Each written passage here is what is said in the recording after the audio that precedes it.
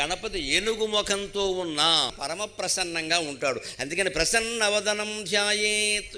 ఏనుగు అనే మనకి భయం కానీ మరొకటి కానీ కలగదు, దగ్గరికి వెళదామని అనిపిస్తుంది హాయిగా. అదేమి మన తొక్కేసి ఏనుగు కాదు, మన ఎవరైనా తొక్కి పడితే వాళ్ళని తొక్కేసి మన పైకి లాగేటువంటి ఏనుగు అది ఖచ్చితంగా.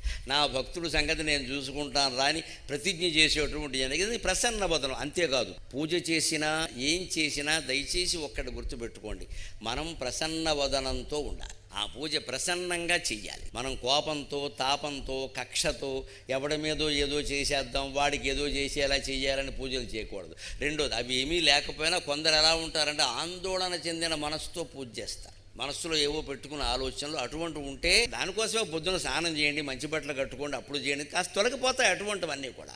మనస్సులోంచి తొలగించుకోవాలి. ఎప్పుడు మన మొహం బాగుంటే పూజ చేసే విధానం కూడా బాగుంటుంది. అప్పుడు కోరికలు కూడా తప్పనిసరిగా ఫలిస్తాయి.